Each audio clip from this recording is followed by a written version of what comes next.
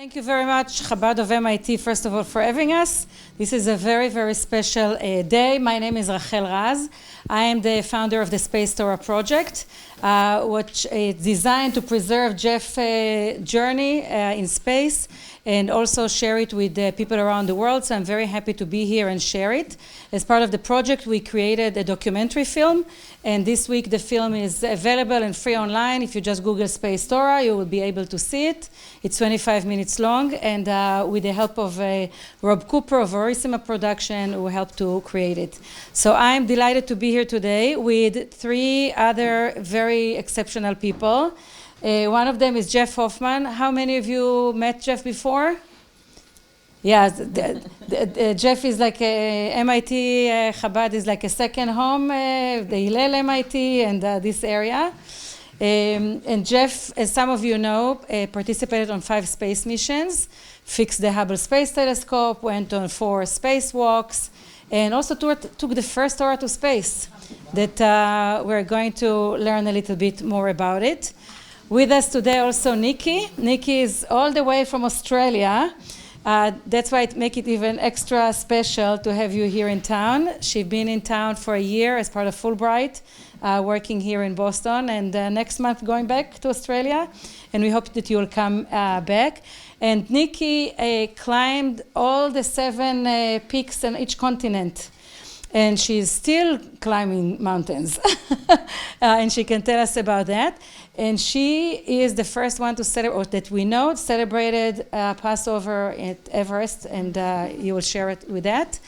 And we are here actually thanks to Rachelle Burk, because Rachelle wrote books about both of them, about both of these journeys.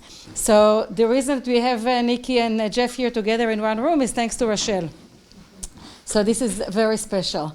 And Rachelle wrote over 20 books. And later on you will be able to buy, look, talk to her, and she will sign them for you. And Rachelle, let's start with you if you want to say a few words about the books and the illustrator and a few words and the journey. Thank you. Yes, I am very, very honored to be here and to have brought the real-life Jewish adventure stories to the world in the form of Jewish children's books. Stories of Nikki and her mom climbing the 7 summits in Mount Everest, and Jeff's bringing the Torah into space. I'll be sharing with you the program will be sharing with you a bit about the books Space Torah, Astronaut Jeffrey Hoffman's Cosmic Mitzvah, and Passover on Everest. Both were illustrated by amazing illustrator Craig Orbach. And also She's a Mensch, Jewish Women Who Rock the World, co-authored by Alana Baruch, who is here with us also, and illustrated by very talented illustrator Ariel Trank. All 3 were published by an out-of-this-world publisher of children's books called Intergalactic Afikomen. Very Jewish name. Very Jewish name. Very Jewish name. And you can tell they're fun books. Yeah, so we're going to have some questions here for Nikki and for Jeff, and then we're going to open it for a question from you, because I'm sure that you have many of them. So I'll start with Jeff. Jeff, you, as I mentioned, went on 5 space missions, 4 spacewalks. 2 parts to the question. One of them, if there are any typical day in space that maybe you can share with us. And also, what do you love most of being in space? Nowadays, when astronauts are spending 6 months to a year up in the International Space Station, I think you can talk about a typical day. But I was, in a sense, kind of fortunate to have been a shuttle astronaut in the first 2 decades of shuttle operations, where we were really doing a lot of different missions. So I've had 5 different missions, done so many different things on that there was no such thing as a typical day. But every day included the opportunity to just, when you asked what I enjoyed about it, I mean, the sensation of weightlessness. Anyone who's experienced it, it's life transforming. I mean, it's you never look at gravity the same way, and you have it. It's an experience of the human body which we don't really have words for, except for other people who have done it, because language is shared experience, and that's hard. But the other thing about spaceflight, which we'll all tell you, talk about when we come back, is just looking out the window at the planet Earth going by, which I never got tired of. I mean, it was just both beautiful in one sense and a little scary in another, because over the course of between my first and fifth flights, even in that short span, I could see significant, cutting down of the Amazon rainforest, and other examples of damage we're doing to our planet, which is now visible from a cosmic perspective, which is kind of scary. But the long-term thing that you're left with is the beauty and the need to take care of our Earth. And when I did ask about typical day, eating, showering, what the thing that we take for granted here, maybe you can share a little bit about what it looks like in space. Well, they give people a certain, like an hour of personal time between wake-up call and when you have to get to work. And yeah, I mean, that's when you have breakfast and, wash up, change from whatever clothes you were sleeping in, or put away your sleeping bag and get ready. Also reading up, because they send a whole bunch of information about what you're supposed to do that day, what plans have changed, and so on. So it's a busy time, and yeah, those times you sort of get used to the routine. Rachelle? Nikki, yes. I have a two-part question for you also. One of the things that really drew me to your story was the fact that you climbed the 7 summits with your mom. So I'd like to know what made that special, and what is the thing you love most about climbing mountains?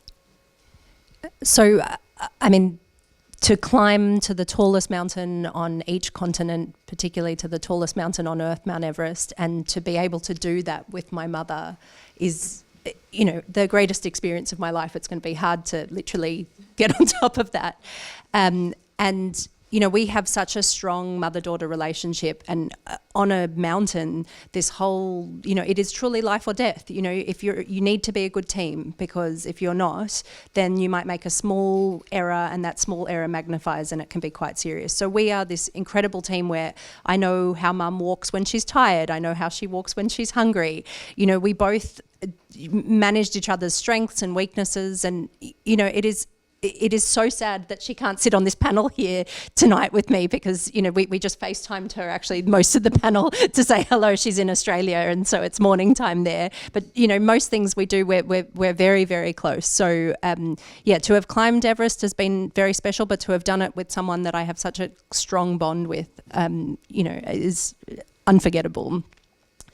To your second question, in terms of, what I love about climbing, much like what Jeff said, you look out, when you get to above 7,000 meters, 8,000 meters, you're at the height that, you would fly in on a 747, and you've climbed there, each step, and can I tell you, as you start to get higher, you're in the death zone. So, each step takes like 5 or 6 breaths to recover from. So you can imagine step, breath, breath, breath, breath, breath. You've earned each meter, or each foot, as you Americans would say.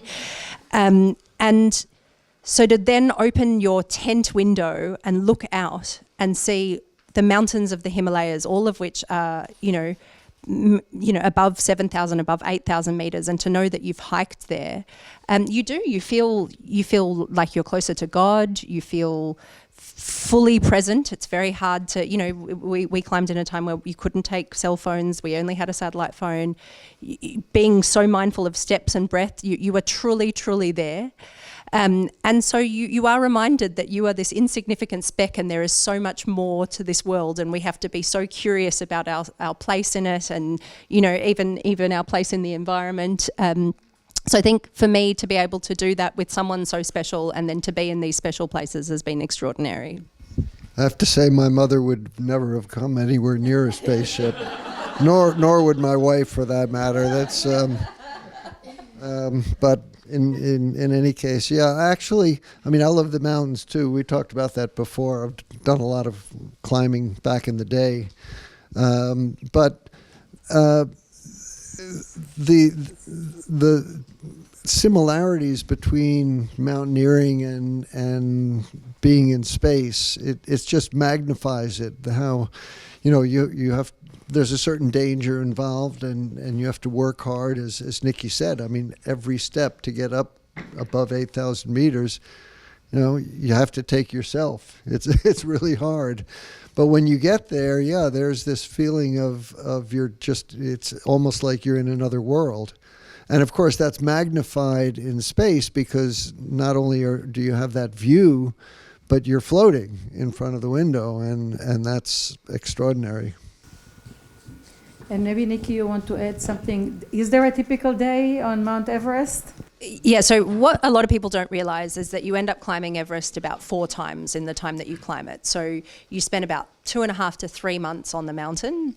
And because if I was to drop you on the top of Everest, you would die. That's guaranteed. Your body wouldn't be acclimatized. They've done actually extraordinary studies where some intensive care doctors have ridden exercise bikes close to the top of Everest at the highest camp, and their blood oxygen levels are like that of an intensive care patient. So the only way you can acclimatize is you go up to Camp 1, you come back down. You go up to Camp 2, you come back down. And anyone that's seen an Everest movie has seen the Khumbu Icefall. So that's this moving, big ice blocks, those huge ladders, 2 or 3 ladders strung together, and in the middle it just bounces. And you don't want to look down because you can't see the bottom, it's just black. So you end up going through the Khumbu Icefall about 4 times. And you go to kind of 7,500 meters, you sleep there without oxygen, and then you come all the way back down to base camp before you make your summit push. So it's like the ultimate snakes and ladders.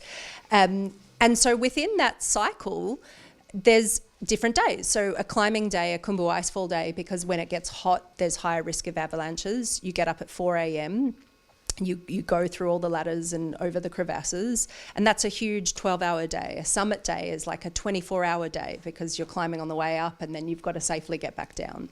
But then there are other days that are these magical days where you're just resting, and you get to eat whatever you like. You read, you have to rip your book in half. You read half a book. You might swap your book with someone else.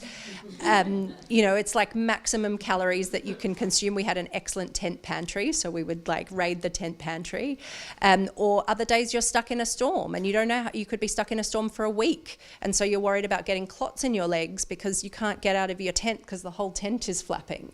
So there is no typical day on the mountain, and part of it is the mental fortitude of, okay, if I'm stuck in a storm, this will pass.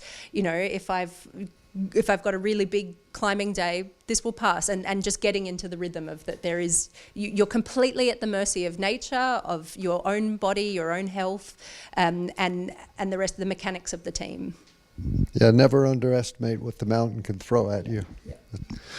But one of my favorite views out the window was actually of the Everest region, and what was beautiful, I mean, it was nice flying over it, but then as we would basically go out over the East China Sea and the mountains would gradually move back towards the horizon, and then just as they would go over the horizon and the sun would be setting, you could I'd have high power binoculars, and they'd turn red, and then they just sort of disappear behind the horizon, like when a ship sails and the masts gradually go over the horizon. So that I really look forward to that. So this is one page from actually the book that Rachelle wrote, that she is a mensch. And Rachelle, I'm just jumping to you because your story is also very interesting with over 20 books. This book you also wrote with your daughter. Yes, so that's one thing that I have in common with Nikki. I have not been to the top of Everest, but I am part of a mother-daughter team. It was actually at the beginning of COVID, where my daughter, who's here right now, Alana Baruch, we had to be separated, of course. She's a nurse, but she said, "Do you want to write a book together? You know, we got to keep busy." And she's an excellent writer, but she hadn't written a book. And I jumped at the chance because I know it was always a dream that we would write a book together, and completely over Zoom. With shared Google documents and every bit of the research, every bit of the writing of rhymes, every bit of all of the writing and the revising was done completely together over Zoom. And after several months of that, we submitted it, and that was actually the first book that was accepted and published by Intergalactic Afikomen. And I know, Jeff, that in the film that all of you can see later on, you did lots of things with your father. Well, and with my sons. I mean, I know nothing about little girls, and I'm finding out now because I have little granddaughters. But I had two brothers and two sons. So what do I know about little girls? But we did a lot of things together. And in fact, you know, from mountaineering point of view, I've climbed the Matterhorn 4 times actually. Once with my father and one of my brothers, once just with a friend up the Italian side, and then twice, once with each of my 2 sons. So I've done the father-son thing, I guess. Yeah, and when you went to space, you took with you lots of. It's your question. We divide it. Yes. Okay. Yes, Jeff, you've taken many Jewish objects into space. Mezuzah, a dreidel, and of course the Torah. Can you tell us about spinning the dreidel in space specifically, and how is it different from spinning it on Earth? Well, with no gravity acting up there, of course, a dreidel just keeps spinning. So, and earlier today we had a session with a lot of little kids, which was really nice. And I left them with the question that they should try to figure out how you could make a game of dreidel when it just keeps spinning and it never falls down. But actually, I had the opportunity the summer before I flew on the Hubble rescue mission. I was in Israel with my parents and sons, and we met a Jewish artisan in Jerusalem and got talking. And when he heard I was going into space and it was going to be during Hanukkah, he said, "Oh, you have to take this dreidel," and we got from him a beautiful silver dreidel as well as a little folding traveling menorah, Hanukkah. And I packed them both. You never know how much free time you're going to have, and of course, but when we got finished with all the work on Hubble, we had about a half a day of R&R, and so I took out the dreidel, and I wasn't planning to make a big deal out of it, you know, in public or anything. It was just a private thing I was doing. So but I wanted to show a couple of my friends on the crew, you know, look what I got. And what I didn't realize was that the camera in the middeck was on, and so the image was coming down to the ground, and the next thing I knew, the Capcom who talks up to the astronauts said, and you actually hear it in the film, but, you know, Jeff, all of American would like to know what you're doing and what's that thing you have up there. And so I said, well, all right, they asked for it. So I gave them a little spiel about Hanukkah and the Festival of Lights and freedom and so on and so forth. So, and then that got picked up by a TV network and ended up on the internet now. So anybody can look at dreidels in space or, you know, Hanukkah in orbit or whatever you want to Google in, you'll probably end up with it. And did you have any geld, Hanukkah geld? We don't actually need a whole lot of hard currency up there in space. There's not too many things you can buy. But you did, but I think you mentioned that your Swiss friend brought a different type of chocolate. Oh, well, that's different. I mean, I had 3 flights with Claude Nicollier as a Swiss astronaut and one of my closest friends now. Yeah, I mean, on every flight, we would have, like on one of the flights, the Swiss chocolatier would make little chocolate shuttles and they would use, the shuttle is white on top and dark on the bottom, so you have dark chocolate and white chocolate. And then on the Hubble mission, we had little Hubble telescopes floating around, all made of chocolate. I mean, it was extraordinary. It's fun. And Nikki, you celebrated Passover on Everest. It's probably not looking the same as Passover in Sydney. So can you share with us, how do you celebrate it on Mount Everest, and how is it different? So first of all, I'll share a quote which is on this open page of the book, which is, Abraham and Moses may have been the first mountaineers, but they're certainly not the last. And that's a quote from my mum. And, I think, first of all, my kind of mountaineering journey began climbing Masada with my grandparents when I was 5 years old. That's probably the first official mountain that I climbed.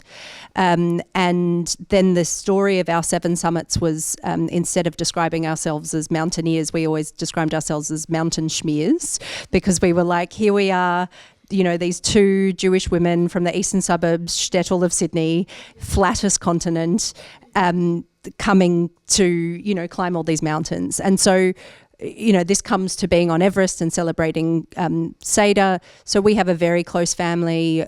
All 4 of my grandparents were Holocaust survivors, and we are very, very close during all the Chagim. And so, first night Seder at home would be grandparents, all the cousins, everyone, and then second night Seder is all our friends, and if you speak a different language you have to read the Haggadah in that language, so it's a very fun Seder. And so when we were on Everest we were really sad. We only had a satellite phone. We could connect once every couple of days with home, and we said to our team, this is a really special time that we're away for. And they said, well, what does Seder look like for you? And we said, well, we would normally have a Seder plate and there would be a boiled egg. And they said, well, that's easy. We've carried chickens up to base camp because, that's how you're getting your fresh eggs. We'll make sure we've got eggs. We'll do that easy. And then we spoke about the lamb shank, and they said, okay, well, we've got vacuum sealed New Zealand lamb that we were saving for just before the summit push. We'll pull out this very special lamb. So we had lamb shanks. And we explained the concept of matzah, but we hadn't brought any matzah with us. And they said, well, we have our own version of unleavened bread, and it's a chapati. It's the Nepali flatbread. And so we had chapatis. And the whole team got in their nicest, we even put on clean underwear. They got in their nicest outfits.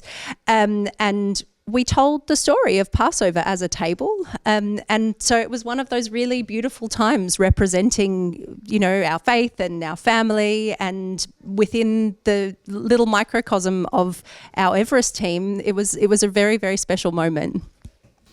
And Jeff, your first flight was during Passover. My first flight was, well, actually, my one of the things that you do before your first flight is you get an opportunity one evening to taste all the different dehydrated foods and meals ready to eat, all the different things that the NASA food preparation group has made available, and then you can select your own menu. And I had 4 different flight dates, but it finally turned out that the flight was going in April of 1985 during Passover. And so a week before the flight, you go into a medical quarantine so that you don't pick up a common cold germ. And so I brought matzah into quarantine, and then I thought, gee, it would be nice. Why don't I could bring this and celebrate Passover in space? And the woman who was in charge of all the food was visiting us in quarantine, and I showed her the matzah, and she, what's this? She had never seen it, but she picked it up and sort of broke it, and of course, crumbs all over the place. And crumbs are not good in space, as you can imagine. They don't fall on the floor where you can vacuum them up. They float in the air where you can breathe them in. And so matzah was deemed unfit for spaceflight. And so I did not take it with me. But I have to say, especially being here in Chabad, that every year for the past few years, the rabbi has very kindly sent me some very special, you knew the name of the matzah? Shmura, matzah shmura. Okay, Shmura matzah. And I think I told you this once before, right? But I actually broke one of those matzahs and no crumbs. So I could say those are now, I don't know if it's official with NASA, but as far as I'm concerned, those are space qualified matzot. I wish I had had them back in 1985, but that was a long time ago. Kosher for NASA.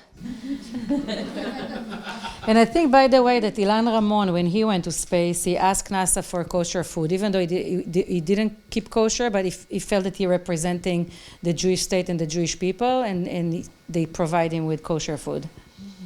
And they did. Yeah. Okay, now we have a question for each of you, and that is if you can, what is the funniest story that you can think of something that happened to you during your adventures?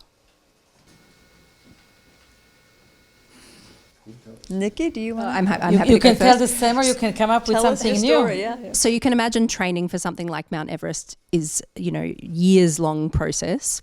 And for different mountains, something like Denali in Alaska or Mount Vincent in Antarctica, you've got to drag huge sleds before you get to the base camp. And these huge, like I'm not a huge burly man, and so dragging a big sled with a big backpack involved a lot of training.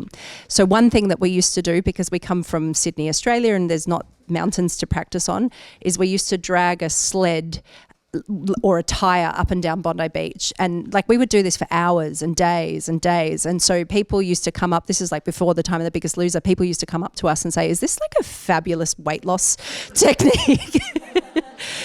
And we'd be like, no, we're training for, the 7 summits. And they'd be like, ha, you girlies, you're not training for the 7 summits, you're on this spot. And anyway, we got so heckled that we had to move down the eastern suburbs to a quieter beach to train because everyone wanted to walk next to us with their coffees. And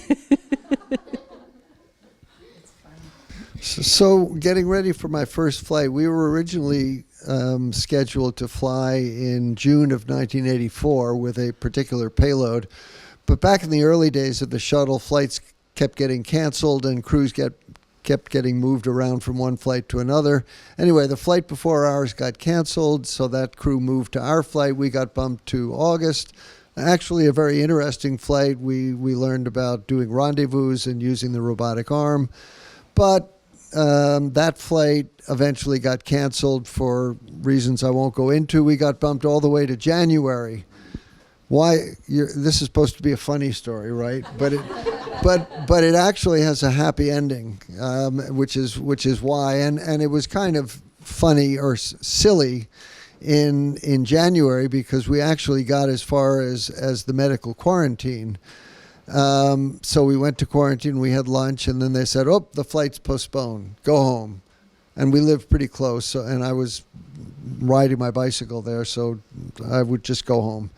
A couple of weeks later, come into quarantine, the flight's back on. So I went, we had lunch. Then they said, oh, flight's postponed again, go home. And then the third time, my wife said, you're not going. Who do you think you're kidding? Don't bother taking the suitcase. If they decide to let you spend the night, just give me a call. I'll bring the suitcase. And that's when the flight was canceled. And we finally got bumped onto a flight in April of 1985. And it just turned out that one of the satellites on that flight that we were supposed to launch, how's this for just getting lucky sometimes, or, is somebody looking out for me? One of those satellites didn't turn on after we launched it. And so they sent me out on the first unplanned spacewalk that NASA had ever done. And that was a very happy moment. So you never know how all these things will turn out, but the probability of ending up on that flight where I did the first unplanned spacewalk, and was certainly a happy ending. Many different things in life are like this. In 2016, a friend at my work at Hebrew College said to me, "Are you coming to listen to the Astronaut?" Little did I know that this will take me on a very different journey. I didn't expect it, and here I am. We're sitting here together. And during that actually lecture, when you gave at Hebrew College, you showed a video about 7 minutes from your flight in 1996 on Space Shuttle Columbia, where you took the first Torah to space. And one of the sentences that really resonated with me very much was, "We astronauts are human beings, and when we travel, like all explorers, we take with us part of our culture, our history, and our tradition." And it's about each one of us here in the room. What are we taking? I also use this film with public school, with very diverse community from different religion. And we all ask, what are we taking? Why are we taking with us? And I know, Jeff, that you mentioned that lots of astronauts take with them objects to make them special.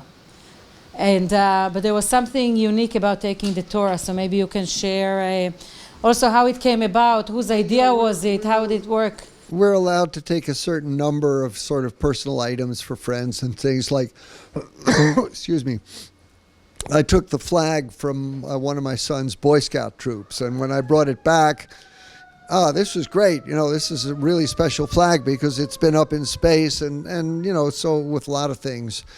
But as Rachel said, when we thought about, what does this mean for the Torah? I mean, for sure, it is a special Torah because it has been in space and not very many Torahs have. But from my point of view, because the Torah is something so special to start out with, taking that into space made space somehow different for me and hopefully for the reaction I've had, other people feel that way. It brings the holiness of the Torah into a new realm that human beings are going to now, and that's why what Rachel said. I mean, we bring our traditions with us, and especially Judaism has always been a traveling religion. You don't need a whole lot of stuff with you. But the Torah is certainly one part of it, and so I was, proud to be able to bring it with me and perform the short ceremony, some of which is shown in the movie. And when I spoke with Nikki last week, preparing for today, I asked her, "Do you have any question for Jeff?" And you remember the question you want me to ask about coming back? Yeah. So I mean, one thing that it certainly happens when you come back from a long expedition is you suddenly, something like running water. If you want to have a shower on Everest, you can't. You've got to go and, if you want boiling water to drink, make a cup of tea, you've got to go and find some clean snow. You've got to then melt it. And it's you've got to carry the fuel to do it. And so when you turn on the tap in your own home and you have a shower, it's like magic. It's truly magic. And so it is quite hard to integrate back into normal life. And I was wondering what the experience is like as an astronaut coming back. I'm glad you asked it because there is that same analogy with mountaineering. I don't know if you've ever run into René Daumal. He was a surrealistic French poet who wrote a book called Mount Analog. It was about an expedition to an imaginary mountain, and apparently it made its rounds around the American mountaineering community, and one of my brothers gave it to me to take up in space, which I read to the crew before we came back, because it's the same thing when you've climbed the 7 summits. Now what do you do? But the way the poem goes, and I'll just sort of I won't translate it literally, but it's, you cannot stay on the summit forever. You have to come down again. And so why bother in the first place? Well, just this. What is above has seen. What is below has not seen. You climb and you see. You descend and you see no more, but you have seen. There's an art to conducting yourself in the lower regions by the memory of what you saw above. When you can no longer see, you can at least still know. And that was, I've actually read that to all of my crews on all of my flights before we come home, because, I mean, that's the only way you can prepare yourself. You're never going to have the same depth of excitement or experience, but you have a memory, and hopefully you can make use of it in the rest of your life. And unless you have any more questions, I would like to open it also to the audience, if you have any questions for any one of us. Yes, in the back. So, to Jeff, what was the hardest, or what was the easiest thing, or hardest thing when you came back from the ISS to the world? Coming back from space, well, there's a whole lot of physiological things. I mean, your balance, organs in your inner ear are all messed up, so that a lot of people get vertigo. I was relatively okay, but it's still, when I move my head a little bit, it feels like your head is a ping pong ball bouncing back and forth from one wall to the other. It can be a little bit disconcerting. And then, when I was the first meal sitting at a table, when I realized that when I'm eating my salad with a fork, because I really wanted something that was crunchy after all the dehydrated and gooky food. But when I want to get a drink, I can't just let go of the fork and get the water and then go back and grab my fork. I only made that mistake once. So, little things like that. But, it's amazing how you get back to, after I came back from the Hubble telescope mission, the first thing walking, after the big celebrations and everything, but then walking into our home, and my wife said, "All right, Mr. Hubble repairman, while you were gone, the washing machine broke, so get out your tools." That sort of brings you back, And it's the same coming back from the mountains, Eventually you have to get back into life. I mean, there really is no difference between the Hubble telescope and a washing machine. That's what I'm saying. You got to fix it if it's broke.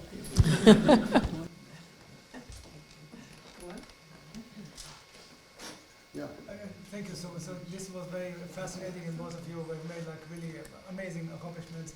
If you can please tell us a little bit about the years that, all the years of preparation to get to this climate of your career, years of training, years of what was your career before, how do you get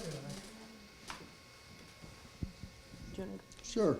I mean, I was a little boy back in the 50s when it was sort of the dawn of the space age. Nobody had launched a satellite yet, but there were all these, science fiction heroes that were my heroes, because there were no real astronauts. I mean, Flash Gordon, Buck Rogers, Tom Corbett's space, all those. I mean, and a lot of on TV, but there was also a lot of serious stuff about the coming exploration of space and how we're going to send people to the moon and Mars and how to spacesuits, and I ate it up. It was great, and I also liked the planetarium.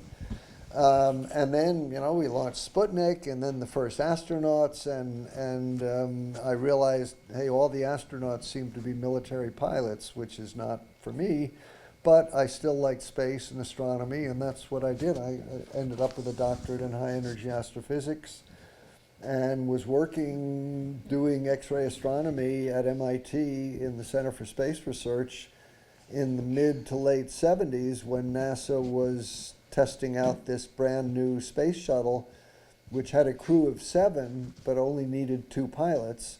And that's what really opened things up for scientists, engineers, medical doctors, and the rest is history, so to speak. So yeah, I applied. I was lucky. I got selected and changed my life. For me, it was also we didn't set out to climb Mount Everest or even to climb the 7 summits. So when I was 16, Mum and I did a trek to Everest Base Camp because she felt, we were always close, but she felt like we might be drifting apart. And so we did this amazing 2-week trek. And I remember reading Sir Edmund Hillary's book and thinking, and looking at all these mountains and thinking, I can't imagine what it would be like to climb Mount Everest. And then we describe ourselves like the Forrest Gump of mountaineering. We climbed one, went, well, let's climb one more. And so, each time we did a lot of training in New Zealand. Each time we climbed another mountain and it was successful, we kind of had the thought, okay, let's try the next thing. And when it came then to Mount Everest, we decided that, we have to earn our stripes. So we'd already climbed 6 of the 7 summits. By then we were the first official North Face female athletes in Australia. And we were sponsored by a couple of the telecommunications company in Australia. And we thought, Everest has such a big name. It's got all the stuff that goes on mentally with it. We'll climb a mountain called Choya-Yu, which is 8,000. It's actually the 6th tallest mountain in the world. It's 8,000 meters, and we considered this like a practice run. So, practicing for wearing oxygen, practicing for wearing your big down suit, and, how do you manage all the lines? And, a lot of the deaths when you come out of the death zone happen on the way down. So how do you handle not celebrating on the top, but actually celebrating at the bottom? And how do you stay mentally and physically together when you've been climbing for 36 hours for the way down? So we successfully made it to the top of this 8,300 meter peak. And it was only then that we thought, okay, Everest is within our sights. And we took a whole year, both of us took the year off to train, and it was training to the point of muscle memory. So, we put ladders across swimming pools, and we would walk, 3 different ladders across swimming pools, and we would put our big boots on and ankle weights, and we would walk backwards and forwards. And that meant that when we were on 3 ladders over a crevasse, it was muscle. We didn't have to think about it. We would practice clipping and unclipping the ropes because people die because they don't have enough oxygen, and you accidentally unclip your rope and you fall. You think you're still clipped in, you fall off the mountain. So we did that up and down the stairs in our house, up and down to the point where there was no room for error. We dragged sleds, we carried backpacks, we did a lot of training in New Zealand, and it was only then that we thought, okay, we can climb Everest, and it was not without its challenges either. And then May 24, 2008, we became the first mother-daughter to climb Mount Everest. So in the Guinness Book of Records as the first mother-daughter. And, the record for most, there's been other mother-daughters, not many, that have climbed Mount Everest and the 7 summits, but Jewish mother-daughters, that's a record that's going to stay. I don't know that anyone will break it. Another analogy with mountaineering in space is, you are so dependent on your equipment working properly, taking good care of it, knowing how to use it, and also not making foolish decisions, which many people on the way down they go up too late and then they can't get down. And it's the same thing in space flight. So many of the accidents that we've had involve things like pressure to launch. It's like summit fever, same thing, and it can be deadly. Yes, another question? Yeah. Do you guys ever consider or get the thought of giving up or quitting? And if so, what motivated you to push through and not give up? Do you mean to stop flying in space? Or more so for your training? While I was training, no. If every astronaut, that's the goal. You want to get into space. Training, there's an awful lot you have to learn, and training can be, pretty difficult sometimes, but everybody is highly motivated. That's part of the personality you look for when you're selecting astronauts, is people who have demonstrated the ability to learn a lot of new things that they didn't know before and work hard at doing it. For me, I think there's plenty of times where I felt like giving up. And actually, there's a lot of people that look at, the top of a mountain and think it's too high, it's too cold, I want to turn around and go home.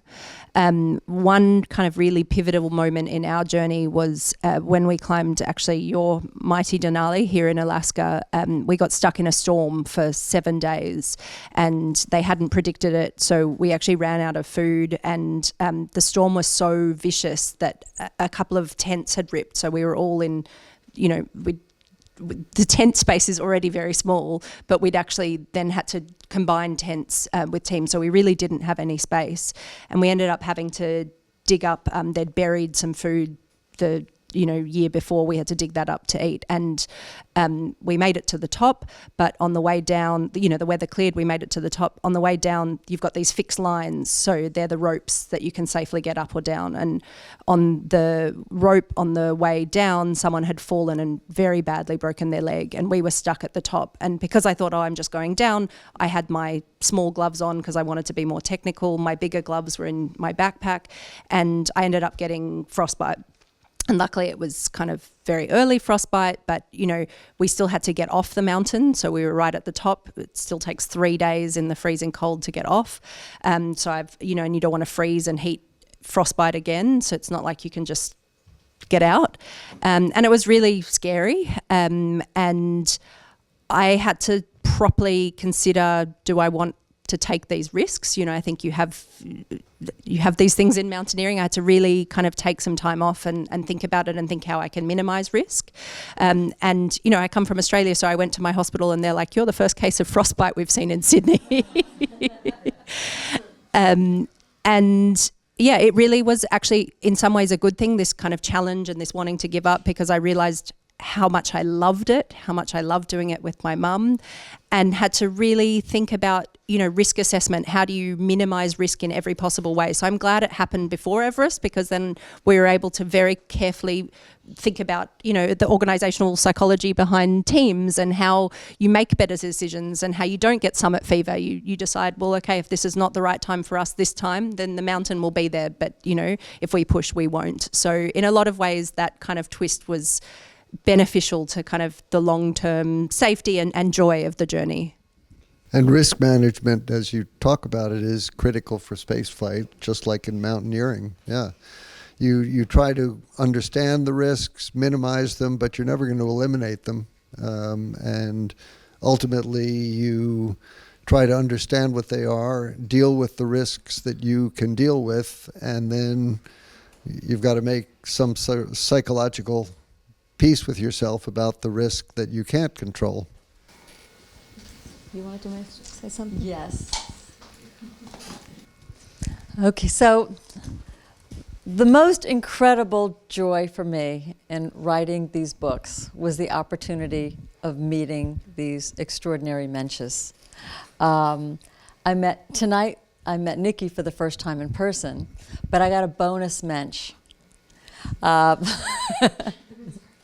Because as we were posting this to publicize on Jewish Boston, I quite accidentally discovered that April Baskin had just moved to Boston. She was in California.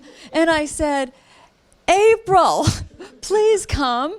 So we have another mensch today, April, and we'll leave a page of the book open and you can find out all about yet another extraordinary Jewish woman.